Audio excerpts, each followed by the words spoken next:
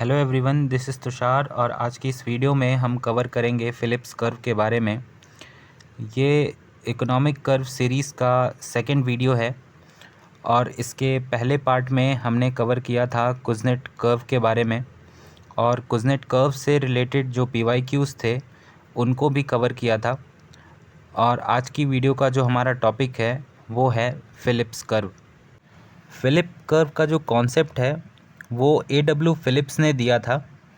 A.W. Philips New Zealand के रहने वाले थे और इनका जो ज़्यादातर लाइफ है वो ब्रिटेन में बीता और ये लंदन स्कूल ऑफ इकोनॉमिक्स में इकोनॉमिक्स डिपार्टमेंट में प्रोफेसर थे। A.W. फिलिप्स क्या करते हैं कि जो ब्रिटेन का हिस्टोरिकल डेटा है उसको उठा के देखते हैं और ब्रिटेन की इकोनॉमी में जो 50 से 60 साल के अंदर हो रहा था उसको वो क्लोजली स्टडी करते हैं और फाइनली 1958 में फिलिप्स कर्व का कॉन्सेप्ट डेवलप करते हैं।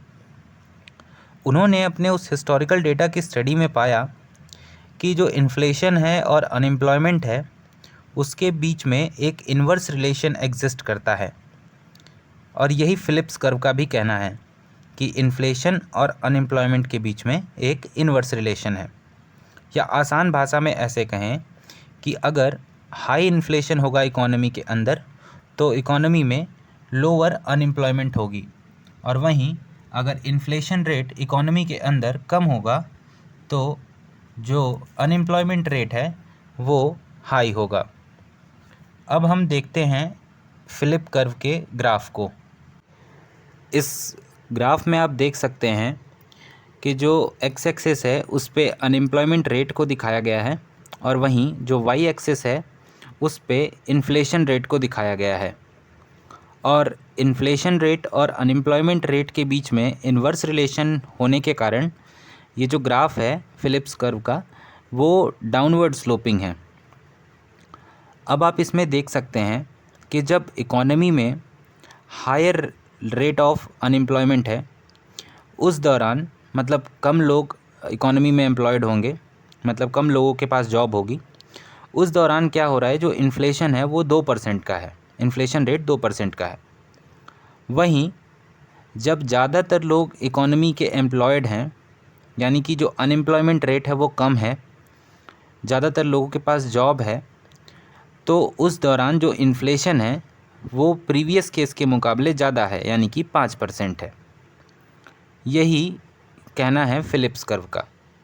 और ये जो इन्वर्स रिलेशन एग्जिस्ट करता है इन्फ्लेशन रेट और अनएम्प्लॉयमेंट रेट के बीच में, उसको एक्सप्लेन इस तरह से किया गया है कि जब इकोनॉमी में अनएम्प्लॉयमेंट बहुत कम होती है उस दौरान क्या होता है कि जो ज़्यादातर वर्कफोर्स के लोग हैं वो कहीं ना कहीं एम्प्लॉयड होते हैं यानी कि उनके पास जॉब होती है, तो कुछ ही ऐसे लोग हैं जिनको जॉब चाहिए। या दूसरी भाषा में ये कह सकते हैं कि बहुत कम ऐसे लोग हैं वर्कफोर्स के जो अनएम्प्लॉयड हैं। और इस दौरान जो लेबर मार्केट है उसमें जो लेबर्स की डिमांड है वो इंक्रीज़ कर जाती है, क्योंकि अभी क्या है कि डिमांड तो नॉर्मल ही थी लेकिन जो सप्लाई कम हो गई लेबर की, उसके वजह से जो लेबर है वो डिमांड में आ गया। अब होगा क्या कि जो बहुत सारी फर्म्स हैं, डिफरेंट फर्म्स हैं इकोनॉमी के अंदर, वो आपस में compete करने लगेंगी लेबर को अपनी तरफ अट्रैक्ट करने के लिए कि जो भी लेबर हैं वो उनकी तरफ आएँ या जो वर्कर्स हैं वो उनकी ही फैक्ट्री या उनकी ही इंडस्ट्री में काम करने के लिए आएँ। तो वो अट्रैक्ट करने का जो बेस्ट तरीका है वो ये है कि वो अदर इंडस्ट्रीज़ की या अदर फैक्ट्रीज़ के कंपैरिजन में ज़्यादा वेजेस ऑफ़र करें। तो ऐसे में क्या होता है कि लेबर की ज़्यादा डिमांड होने के कारण जो लेबर के वेजेस हैं वो फैक्ट्रीज़ को इंक्रीज़ करने पड़ते हैं, क्योंकि कंपटीशन इंडस्ट्रीज़ के बीच में बढ़ जाता है उन लेबर्स को लेके। अब ऐसे में क्या होता है कि जो भी फर्म उन लेबर्स को ले जाती है, वो जो भी प्रोडक्शन कर रही होती है, जिस भी गुड्स और सर्विसेज का प्रोडक्शन कर रही है वो, उसका जो कॉस्ट ऑफ प्रोडक्शन है वो इंक्रीज़ कर जाता है।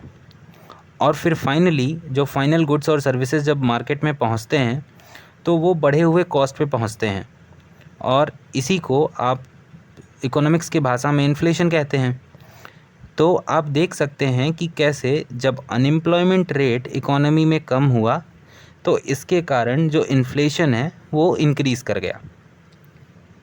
और इसका ठीक उल्टा होता है जब इकॉनमी के अंदर अनएम्प्लॉयमेंट रेट है वो हाई होता है।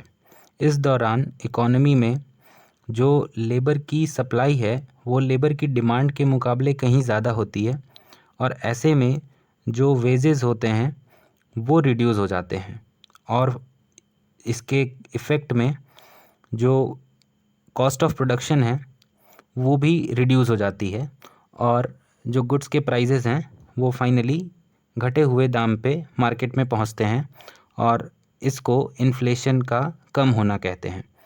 तो यहाँ पे आपने देखा कि कैसे अनएम्प्लॉयमेंट रेट जब हाई था तो मार्केट में जो इन्फ्लेशन है वो कम देखने को मिली। हालांकि 1970s के दौरान जो फिलिप कर्व का कॉन्सेप्ट है उसको काफ़ी क्रिटिसाइज़ किया गया, जब वर्ल्ड की बहुत सारी कंट्रीज़ में स्टैगफ्लेशन जैसी सिचुएशन देखने को मिली। स्टैगफ्लेशन क्या होता है? जब किसी इकॉनमी के अंदर अनएम्प्लॉयमेंट और इन्फ्लेशन दोनों बहुत ज़्यादा होते हैं तो उस सिचुएशन को कहा जाता है स्टैगफ्लेशन। और 1970s के दौरान बहुत सारी ऐसी कंट्रीज़ थीं जहाँ पे ये सिचुएशन देखने को मिली, और इस सिचुएशन में जो भी चीज़ें हैं कि जो अनएम्प्लॉयमेंट है वो भी हाई है और इन्फ्लेशन है वो भी बहुत हाई है, ये ठीक ऑपोजिट हैं कॉन्सेप्ट ऑफ फिलिप कर्व के।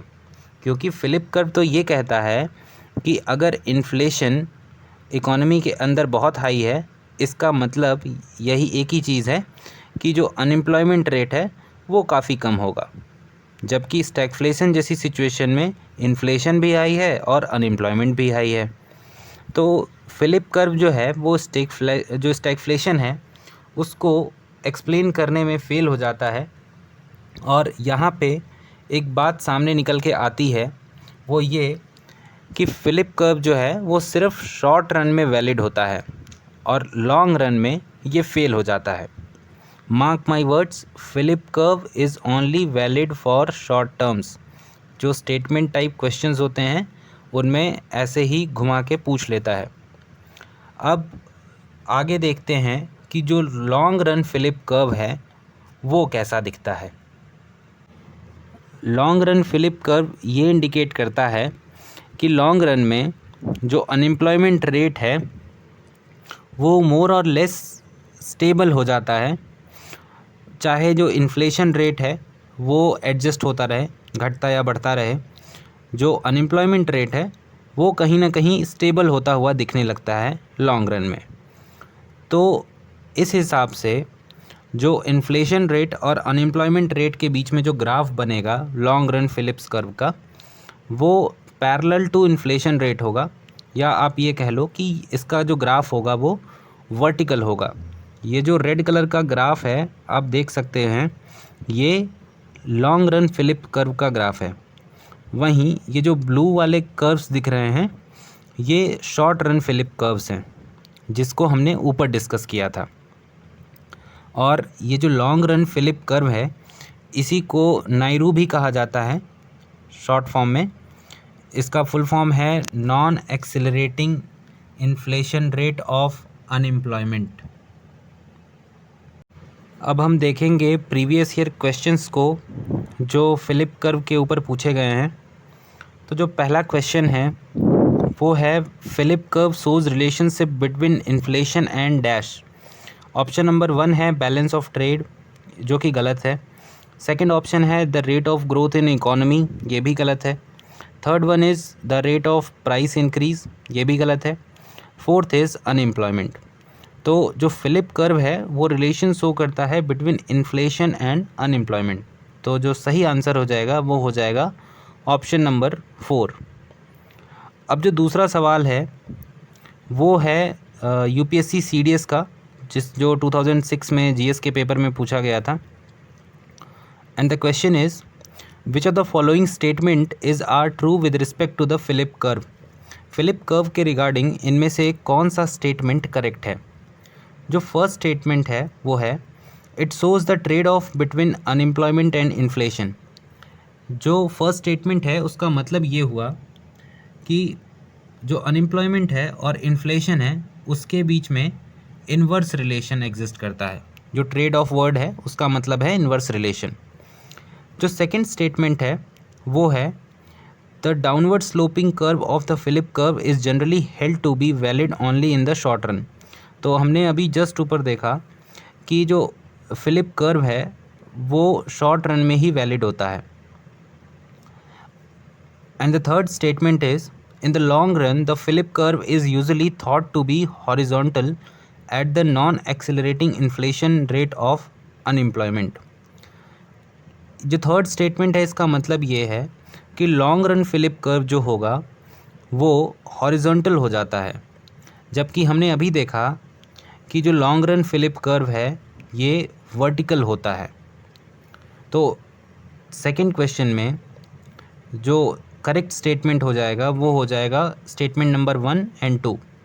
सो option C is correct, that is 1 and 2 only. So this was all about today's video. Thanks for watching और मिलते हैं नेक्स्ट वीडियो में। Till then bye bye, take care and do like share and subscribe.